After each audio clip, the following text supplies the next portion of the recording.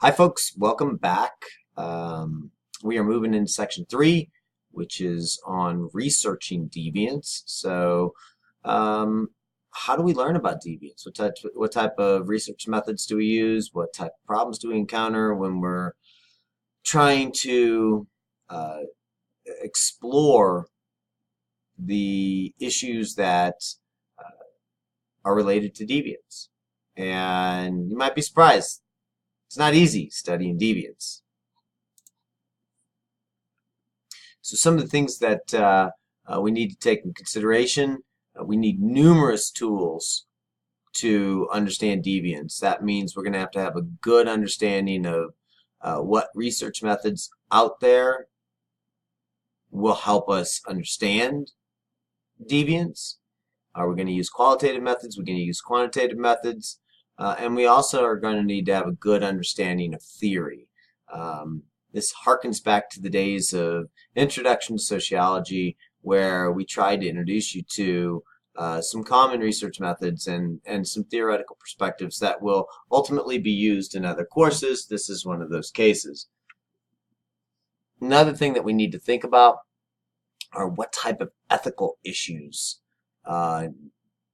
are we going to encounter, and how should we consider those, especially in relationship to what is now referred to as human subjects research.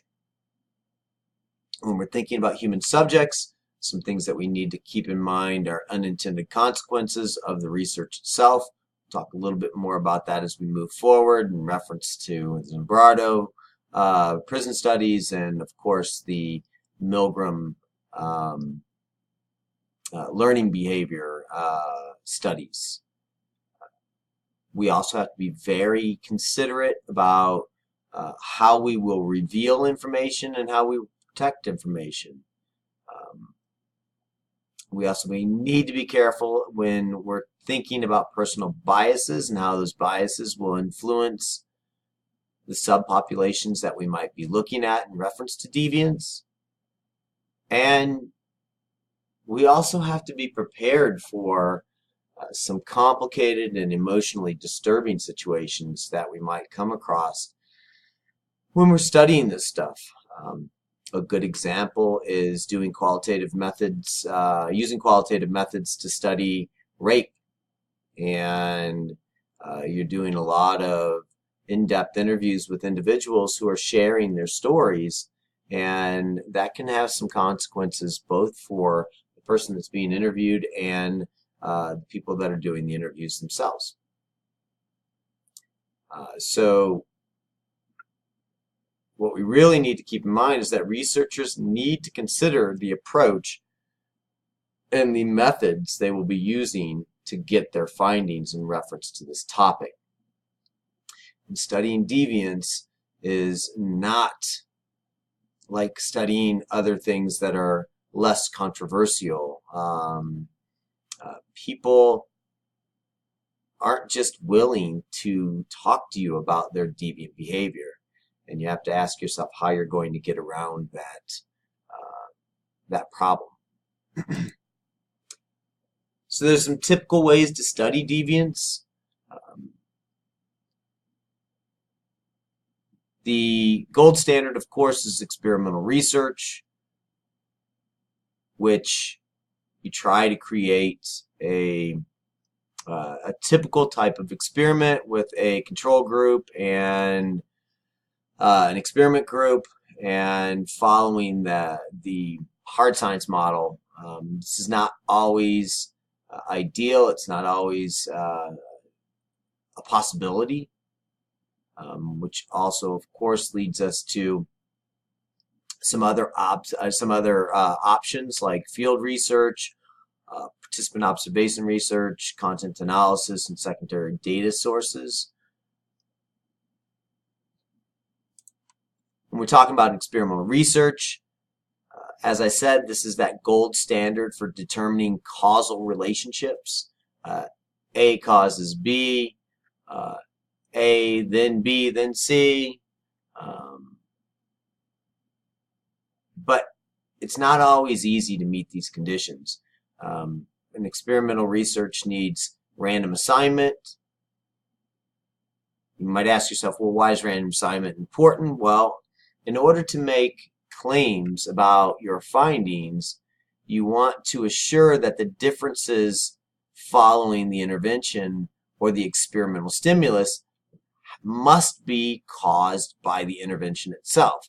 So whatever the experimental group is receiving that's different than the control group, you want to be able to say that your study is in reference to the change. It's the experimental variable that is accounting for the change in the differences between the two groups. This almost guarantees, if you're able to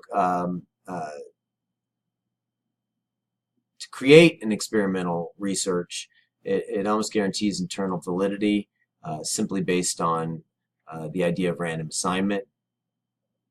This allows you to examine causal relationships.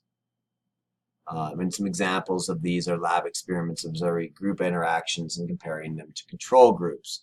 The Milgram study is getting pretty close to an experimental research. Probably fails in reference to random assignment. Zimbardo effect tries to incorporate random assignment as well. But if you can't get the gold standard, then what we've seen is some adaptations to the experimental research. We call these quasi-experimental designs, and they focus less on internal validity and random assignment because it's very hard to get these to meet these high bar demands, and it looks more towards external validity because we're doing experiments in a less contrived environment. So where we lose on random assignment, we gain on a realistic environment that we're doing the studies in. We still have control variables, but as I said, there's no random assignment. One of the things that type of research that might fall into this category would be surveying naturally occurring events and observations. Another type of research is survey research. This potentially represents a gold mine of information. Studies can be used to ask how deviance is distributed across individual, social, and environmental conditions. Anything surveying thoughts, behaviors, attitudes, opinions, so we can really get into a lot of the things that people think about the issues that we're studying. But you also have to remember that we have lived in an era of survey research, and people really don't like being surveyed. I encourage you to do a simple trial. Get yourself a survey, go sit out in the commons area at Front Range Community College and try and get people to take a survey. Nobody wants to do it. Most people don't answer their phones at certain times because they think that they're being called to do surveys, which makes you wonder if they actually do take surveys. Are they answering them correctly and truthfully? So there's a lot of validity problems with survey research. But with that said, some characteristics of survey research. We have a sample or a target population. So we have a target population, and then we're taking a sample of that target population. We can get at questions of behaviors, attitudes, values, and beliefs. And if we do our probabilities correctly, we can have representative populations that are really describing what's going on in the populations. And many of the issues of internal validity are covered in reference to random sampling. As I mentioned, there's some concerns about survey research. One, how do you determine sample size? What is the most appropriate sample size? Just because you're surveying the U.S. population doesn't mean that you need to have 100,000 people surveyed. So what's the magic number that gets you what you need without spending too much money? As I mentioned, the response rate and getting accurate results are extremely important. And generally speaking, you almost always begin with low response rates. And there are tactics and techniques like Fowler technique to get your response rates up over time, but response rates are a significant problem. And then determining what the appropriate population is. Are we doing a national survey or are we not? And this all leads into problems of what the sample should look like when it's all said and done. Another type of research is field research. This takes place in the natural setting and it's outside of the laboratory. As I mentioned earlier, this gives us more of an external validity, less of an internal validity. What we're talking about is a pure observer, or you can be a full participant. So you can just be out there observing, you can be a participant observer, or you can be a full-on participant. Field work is a generic term for all work that takes place within the field. And it can be face-to-face interviews, surveys, sitting and watching. A combination of methods are usually used when you're doing field research. It's not just about going and getting a database and crunching some numbers. It's actually going out and interacting with human beings and asking them personal questions that you might need to build some rapport with these folks in order for them to answer it appropriately.